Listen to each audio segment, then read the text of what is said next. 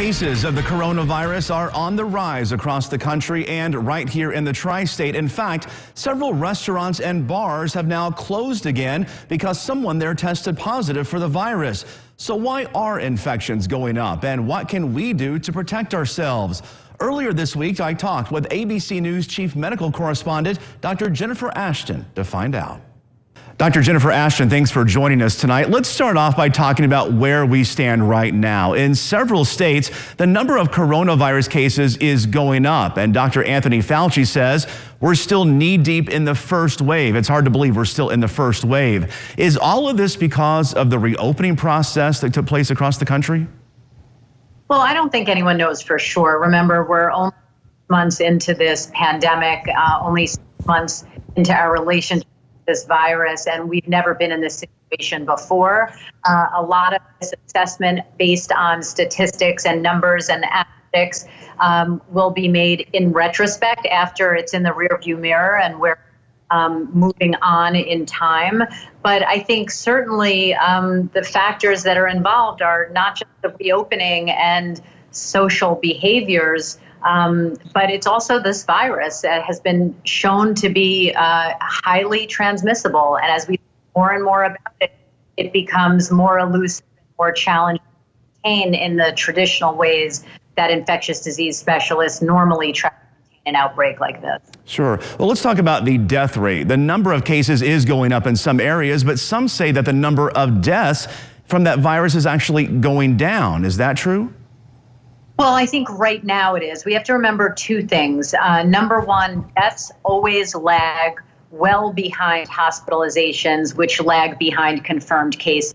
So, while the smaller percentage of people infected with COVID-19, SARS-CoV-2, go on to require ICU care and then unfortunately succumb to the disease, that's not something that happens overnight. These are patients who are critically ill who can spend weeks in the ICU before they die, and then before we record that unfortunate statistic. So lag time is a factor. The other thing that's a factor is, I think, intensivists, critical care specialists, all the doctors, nurses, respiratory therapists that care for these critically ill patients have gotten up to speed in record time with the unique features of this virus and how it causes disease. And so the clinical care, I think, has improved. And lastly, I think we're seeing it affect younger populations, which, if there's any silver lining, that in general, they're at lower risk of severe disease and death. That does not mean zero risk, however. So I think it's probably a combination of all those things. Well, here in our area, some bars and restaurants and even a hair salon that reopened have all closed again for a deep cleaning because someone there has tested positive. Do you think we're going to be seeing a lot of this opening and then closing and then opening again? Well, first of all, in my job, I'm speaking to public health officials and infectious disease specialists, and I'm in touch with Dr. Anthony Fauci on a regular basis. And no one can really look into a crystal ball because it's none and forecast what we're going to be like in a month or in 2 months or even in 6 months. But I think the question is not whether there will be more cases in the future. There will be. The virus has not gone anywhere. It hasn't gone on summer vacation. The question is really how we'll respond to those cases, how we will manage them, and manage living with the virus rather than having it manage us. So whether we'll see sporadic closures or step back, in terms of phases of reopening, I think that will be determined on a local, case-by-case basis almost. But I think the sooner we realize that we have to learn how to manage this rather than have it manage us, the better we'll be. What is the most dangerous thing you're concerned about people doing right now, and how can we protect ourselves?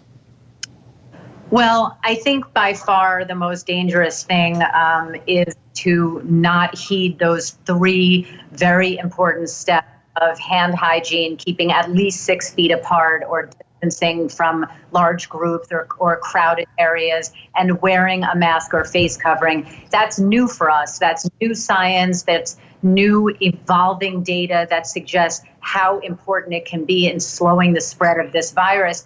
But if people don't get on board with that, we will not be able to stay open because our hospitals will become inundated and overcapacity. And once that happens, I think local leaders will have no choice but to step back, because we can't have hospitals that don't have any ICU beds. It puts everyone at risk. Sure. Well, it's warmer outside now, and many people are thinking about taking a family trip out of town. What do you think? Is it safe to take a summer vacation? Well, as you know, I'm not in the travel business. I'm a doctor, so I like to stay in my lane. I think summer vacations will look different for a lot of people. It might be more camping trips or less crowded places, more outdoor activities, really in nature versus crowded touristy kind of things.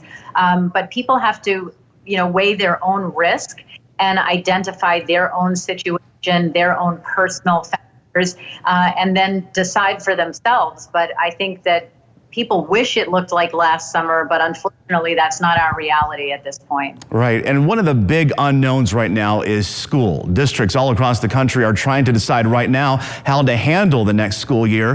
What do you think that things might look like when those school bells ring again? Well, I mean, first of all, as a mother, I think going back to school is critically important. And I think it has to be looked at in various age groups, because the decisions made for elementary school or grade school children will likely look different than those made for college age students who have to live on campuses. So I think that there are a lot of smart people weighing the risks and benefits and trying to lower risk as low as possible. But my message to parents, and this is how I'm looking at it as a mother and a doctor, is that you can't remove all risk. We can't put our children in a sterile environment or have them live their lives in a plastic bubble.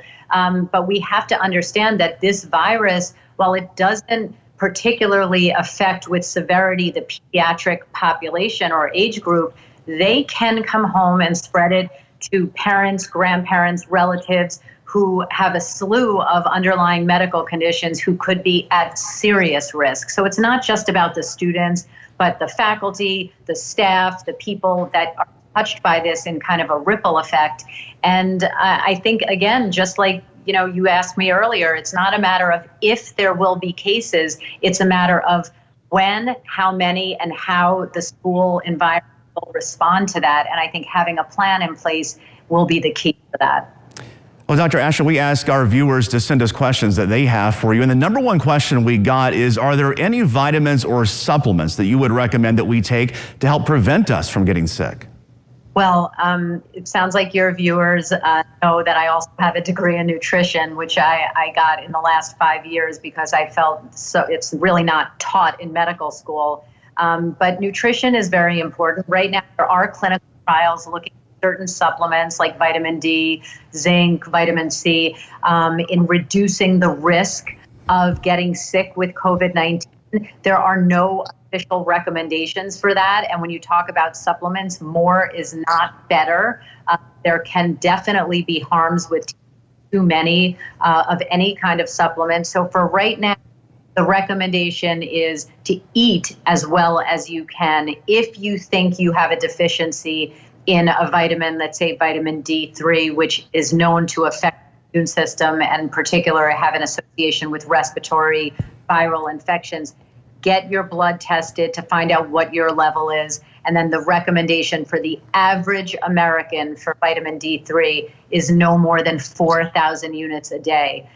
So again, you have to weigh whether you're at risk, what the possible benefits may be, but right now there is no official recommendation about any supplements preventing COVID-19. I wanted to ask you too, when I go out, I see a lot of people wearing a mask, but I also see a lot of other people not wearing a mask. Should we be wearing one now, and why? No question. And right now we have to remember, this is new for us. This is for our society. This is new for our country. The science is evolving. 3.5 months ago, what has not changed is our recommendation masks go on sick people to help block the spread of their infection to others. That hasn't changed. The assumption now is that because so many people can be infected with COVID-19, show no symptoms, that we all have to assume that we may be infected or sick.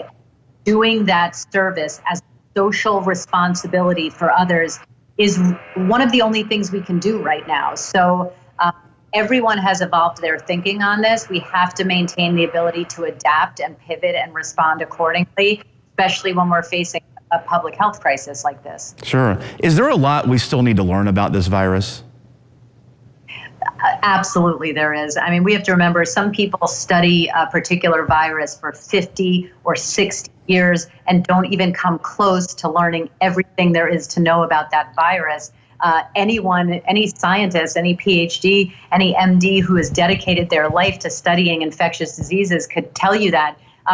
We've only known about this virus for about 6 months. So we are learning every day. And unfortunately, that can appear confusing and in some cases stressful for people to hear. One day we didn't think this, now we do. But in science and medicine, you have to have an open mind because we are always reassessing what we think we know. And really, to have intellectual integrity, scientific and medical integrity, you have to be open and recognize what you know, what you don't know, even what you don't know that you don't know. And this virus is showing us that every single day. And Dr. Ashton, my final question for you tonight, what is something you've seen that has surprised you the most during this pandemic? Oh, I think it's the what we call pathophysiology of this virus. It behaves in a way that is unique and perplexing that we have really not seen in medicine. It gives this picture of both infection, inflammation, a clotting disorder. It affects oxygenation in a way that's really atypical and unusual for viral pneumonias. And these patients, when or if they need ICU care, according to some of my closest friends and relatives who have taken care of them in an ICU setting, they are sick patients. They're challenging to treat, and they present very differently than patients, let's say, with influenza pneumonia who are in the ICU. So there's some really quirky features about this virus that are still mysterious 6 months in, for sure. All right. Dr. Jennifer Ashton, thank you so much for taking the time to talk to us tonight. I appreciate it. Thanks for having me.